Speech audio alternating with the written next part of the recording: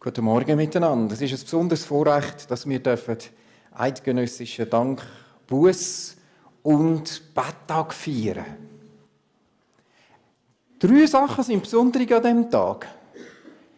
Das erste ist, es ist kein kirchlicher Feiertag, sondern einer, der unseren Staat ausgelöst hat und uns ermutigt, zum Danken, zum Buß tun und zum Beten.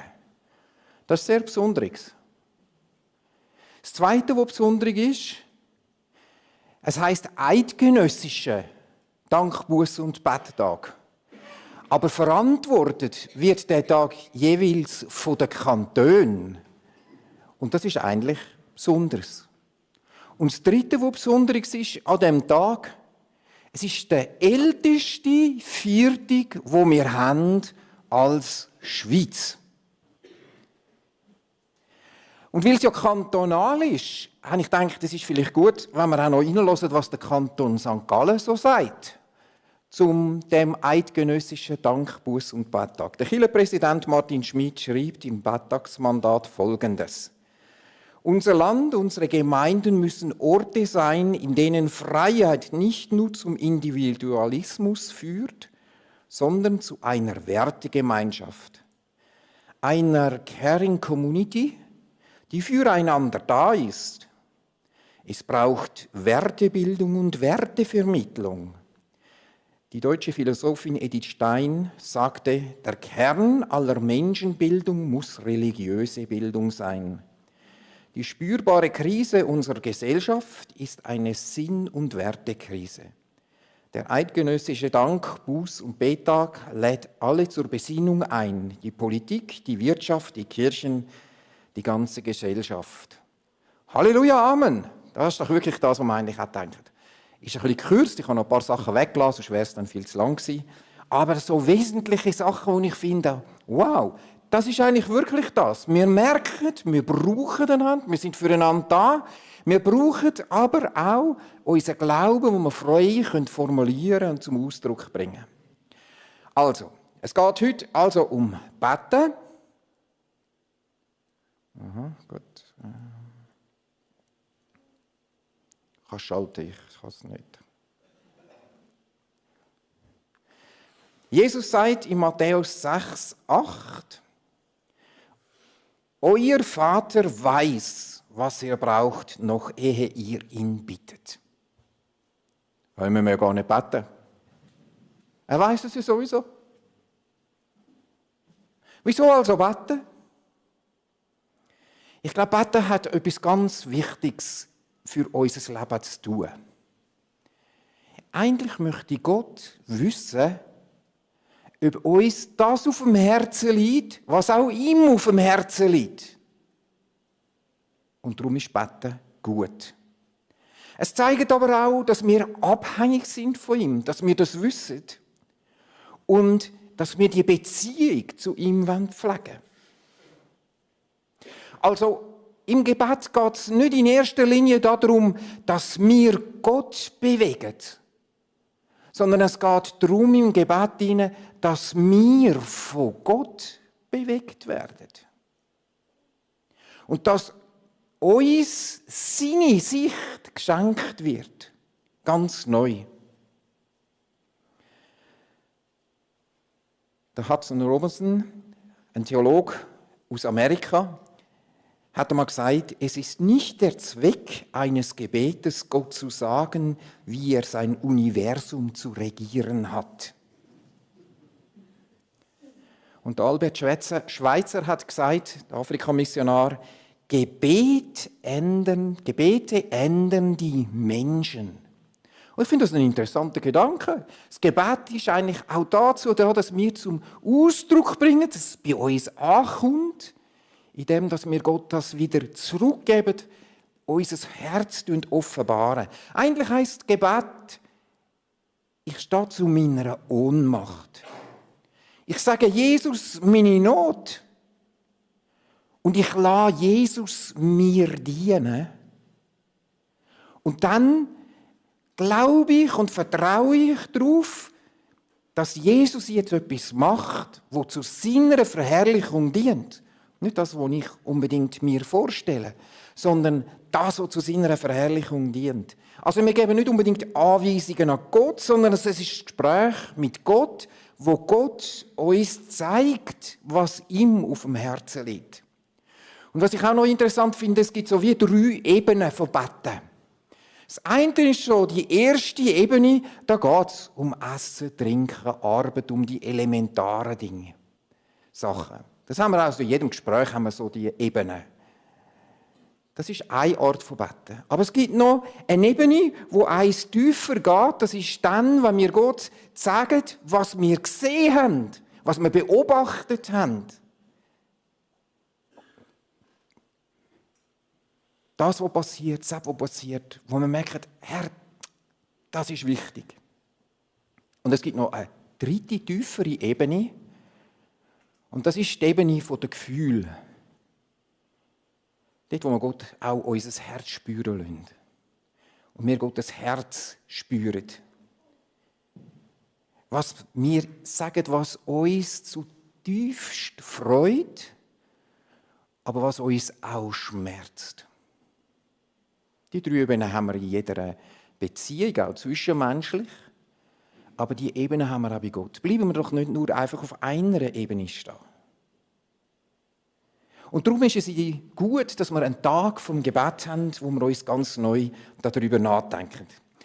So eine Gebetstage, die sind eigentlich im Judentum verwurzelt. Wenn wir jetzt in der jüdischen Tradition schauen, gibt es ganz einen Haufen Fastentag, Gebetstag, Versammlungen, die sie machen. Jetzt gerade am Donnerstag war auch eine.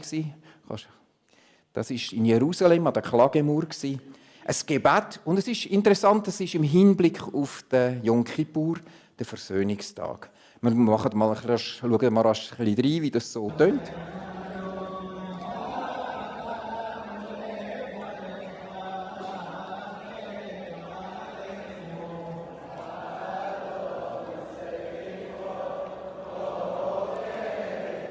Gut, das wäre doch noch mal etwas, wenn eben eine Kappel so zusammenstehen würde. Aber es ist noch interessant, was sie dann da singen oder beten. Sie beten, Herr der Vergebung, wir haben vor dir gesündigt, sei uns gnädig. Herr der Vergebung, Prüfer der Herzen, Offenbarer der Tiefen, Sprecher der Rechtschaffenheit, wir haben vor dir gesündigt, sei uns gnädig. Herrlich an Wundern, ewig an Tröstungen, der du an den Bund unserer Väter denkst. Leser all unserer verborgenen Teile, wir haben vor dir gesündigt, sei uns gnädig. Vollkommen mit guten Eigenschaften, Ehrfurcht, gebietend im Lobpreis, der Unrecht vergibt und erhört die Bedrängten.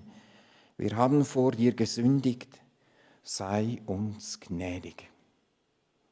Amen, himmlischer Vater, sei du auch uns gnädig, da wo wir sind. Der schweizerische eidgenössische Dank-, Buß- und Betttag hat 3 Schwerpunkte. Das erste ist Dank. Der Paulus schreibt im 1. Timotheus 2,1: Insbesondere bitte ich euch nun vor Gott einzutreten für alle Menschen in Bitte, Gebet, Fürbitte und Danksagung. Und jetzt lesen wir mal nur den gelben Teil. Vor Gott einstehen für alle Menschen in Danksagung. Also danke nicht nur für das, was mich betrifft, sondern danke, dass es anderen Menschen gut geht. Dass Gott sie segnet. Das ist doch ein spannender Gedanke. Fürbitte ist ja schnell für uns klar. Aber für Danke ist ja eigentlich etwas Ungewohntes. Dass man für andere dankt. Es ist ja spannend, dass wir an diesem Tag das erste Mal Dank dankbare Menschen sein und so auch wahrgenommen werden. Und wenn jemand dankt, das öffnet uns den Blick für Gott und fürs Gute.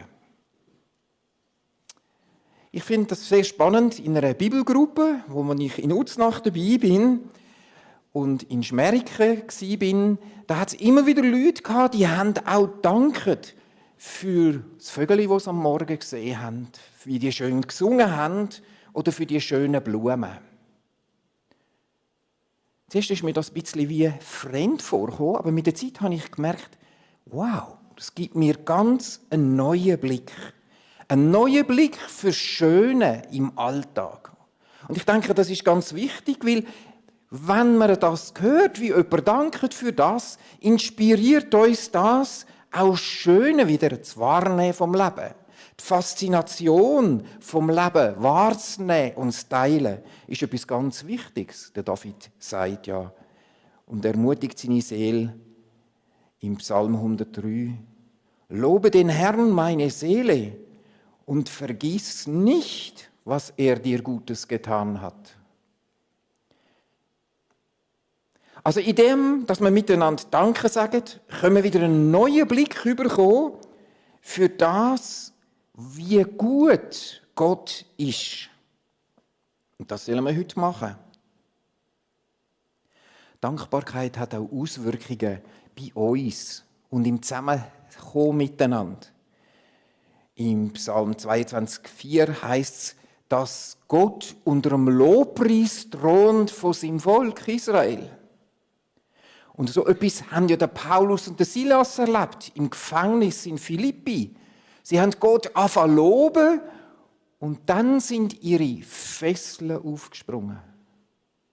Wo wir da waren, ist das für mich wie so auch ein Bild geworden.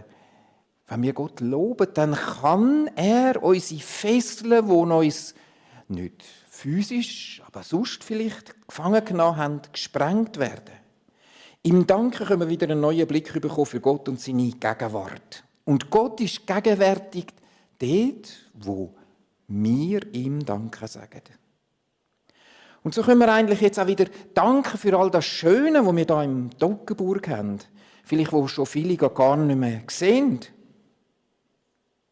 Wir nehmen jetzt unsere Zeit vom Gebet, wo wir in der Stille sein können oder miteinander zusammenstehen, in Grüppli, und wo wir uns einfach mal Gott Danke sagen. Also das Erste tun Danktag machen. Wir stehen jetzt auf und könnt in Grüppli zusammenstehen oder könnt alleine einfach Gott Danke sagen.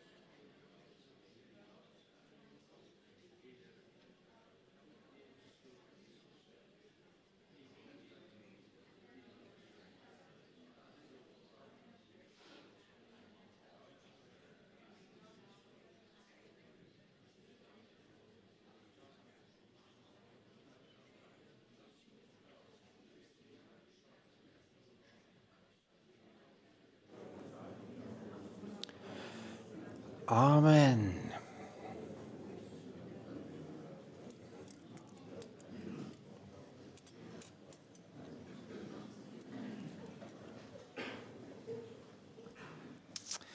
Danke ist so ein bisschen wie, ich meine ja 3 Teile. Dank, Buß und Betttag. Danke ist ein bisschen so wie ein Löffel, das gute Fundament, das wir für ein Essen legen, die Suppe, die uns die Grundlage gibt. Also als Erinnerung, wenn Sie heute nachher, oder wenn Sie immer so ein bisschen, wenn ihr das Geschirrschubladen aufmacht, dann hat sie ja immer einen Löffel, Messer und Gabel dort. Und der Löffel symbolisiert ein bisschen das Danken, Grundlage liegen. Wenn wir auf dieser Grundlage aufbauen, dann kommt es gut. Das Zweite ist Buß tun. Das Messer. Was meint Buß tun? Wo Jesus zu der Stadt Jerusalem gekommen ist, da heißt es, als er näher kam und die Stadt Jerusalem sah, da weinte er über sie. Bußtun meint etwas, dass wir bewegt werden von dem, was um uns herum passiert. Dass wir bewegt sind, was mit unserem Volk passiert. Der Daniel hat Buß da im Daniel 9. Und ich habe das ganze Kapitel so zusammengeschnitten, so wichtige Teile von Vers zusammengenommen und ich möchte das vorlesen. Und vielleicht merken wir, wenn man es mal so ein bisschen konzentriert hört, was das eigentlich auch heisst, Buß tun. Ich betete zum Herrn, meinem Gott, bekannte die Schuld und sagte, wir haben gesündigt und Unrecht getan. Wir sind treulos gewesen und haben uns gegen dich empört. Von deinen Geboten und Rechtsentscheiden sind wir abgewichen. Du, Herr, bist im Recht. Beim Herrn, unserem Gott, ist das Erbarmen und die Vergebung, obwohl wir uns gegen ihn empört haben. Dein Volk ist zum Gespött für alle geworden. Darum höre jetzt, um deiner selbst willen. Nicht im Vertrauen auf unsere Taten legen wir dir unsere Bitte vor, sondern im Vertrauen auf dein großes Erbarmen. Gott, auch um deiner selbst willen, zögere nicht. Dein Name ist doch über deinem Volk ausgerufen.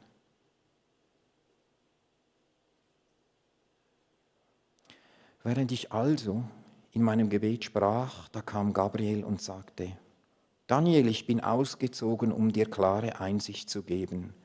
Schon zu Beginn deines Gebetes entging ein Gotteswort und ich bin gekommen, um es dir zu verkünden. Denn du bist geliebt.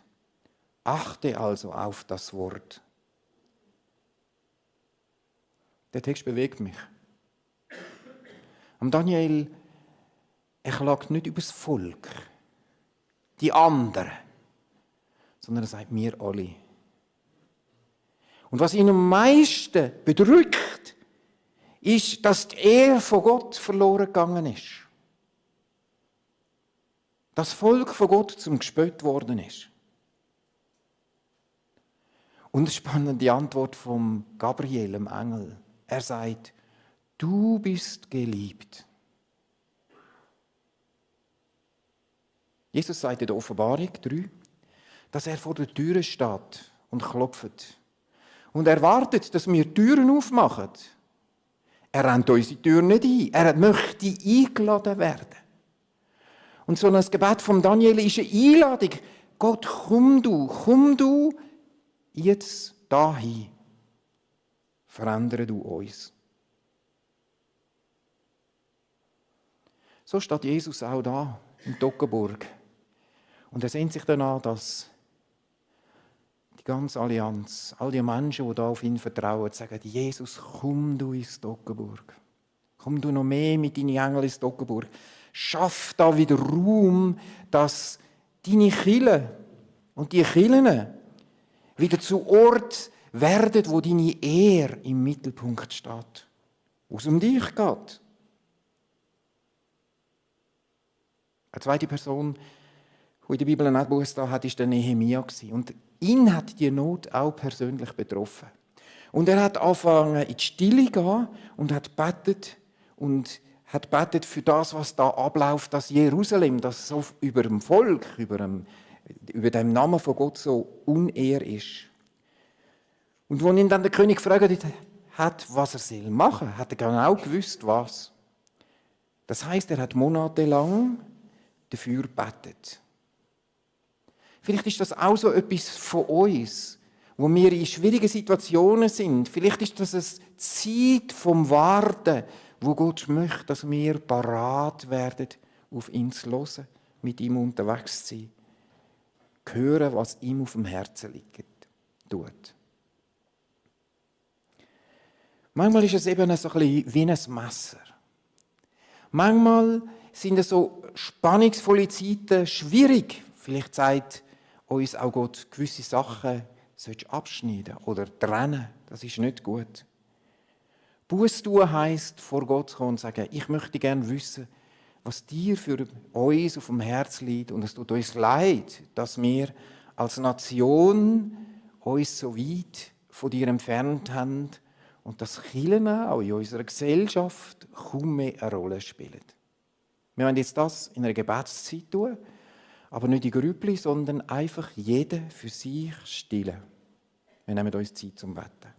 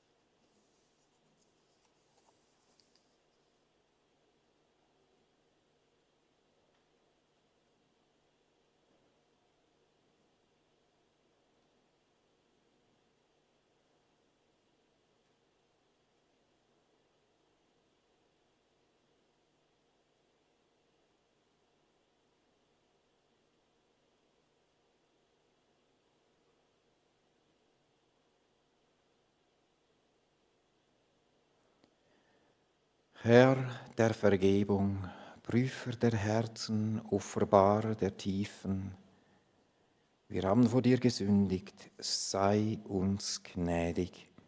Amen. Amen.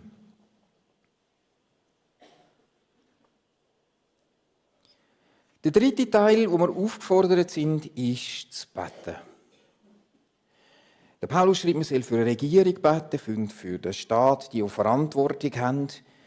Und das Beten ist so ein bisschen dort, wo die Nahrung zu uns kommt. Dort, wo eigentlich das Gespräch mit Gott so intensiv wird, wo er uns aufzeigt, was ihm auf dem Herzen liegt. Wir sollen einerseits Fürbitte tun für unsere Regierung, für unsere Verantwortlichen. Aber es gibt noch eine zweite Seite von der Fürbitte, und zwar ist das dann, wenn einem Mensch die Worte fehlen. Wenn er einfach nicht mehr kann.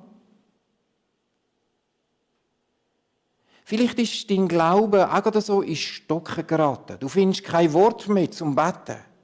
Und dann kann es sein, wenn wir so zusammenkommen und miteinander beten, dann ist das wie so ein Überbrückungskabel beim Auto, wo man die Batterie zum Starten wieder hilft. Und manchmal kann das helfen. In der Bibelgruppe erlebe ich das so, dass Leute ihre Anliegen reinbringen können. Wir haben dort noch eine WhatsApp-Gruppe und das ist sehr spannend. Wenn jemand ein Anliegen hat, dann geht es sofort rein und nachher schreiben alle, ich bete für dich, ich bete für dich. Und das ist etwas, das einem ermutigt. Ich stehe mit meiner Not, mit dem, was mir die Sprache verschlagen hat, nicht allein da. Es gibt Leute, die beten für mich. Das heißt im Psalm 62,9: Vertraut ihm, Volk, zu jeder Zeit, schüttet euer Herz vor ihm aus, denn Gott ist unsere Zuflucht.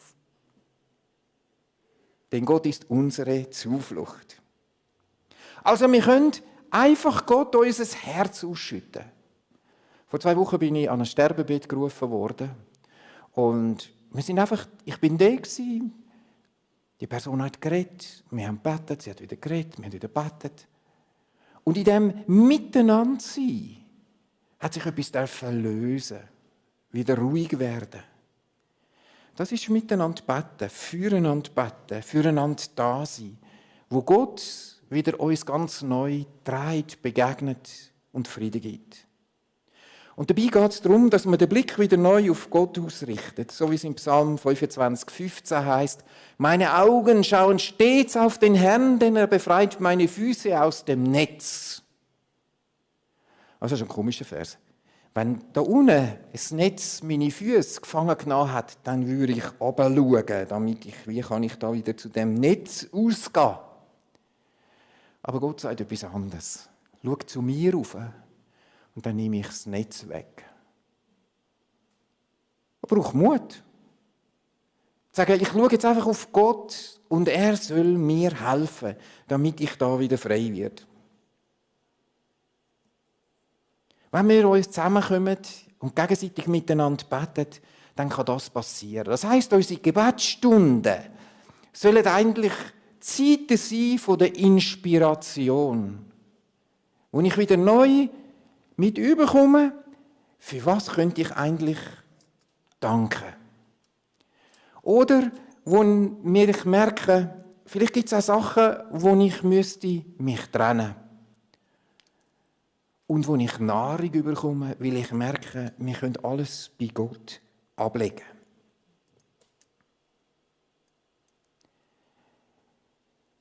Wenn ihr möchtet eine Erinnerung mitnehmen, beim Ausgang aussen hat es die Messer, Gabel und Löffel.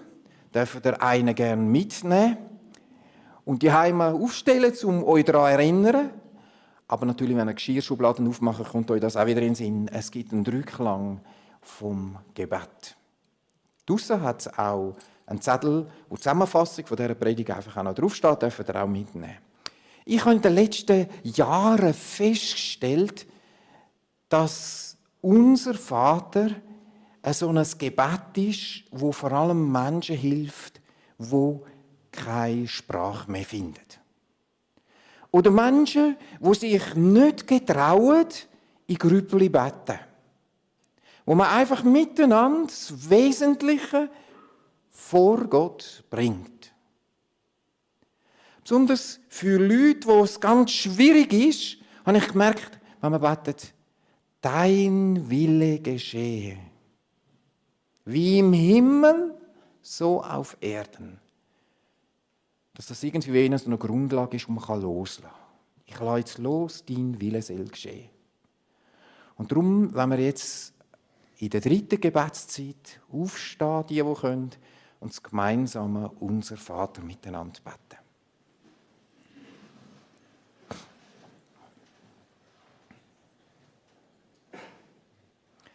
Unser Vater im Himmel, geheiligt werde dein Name.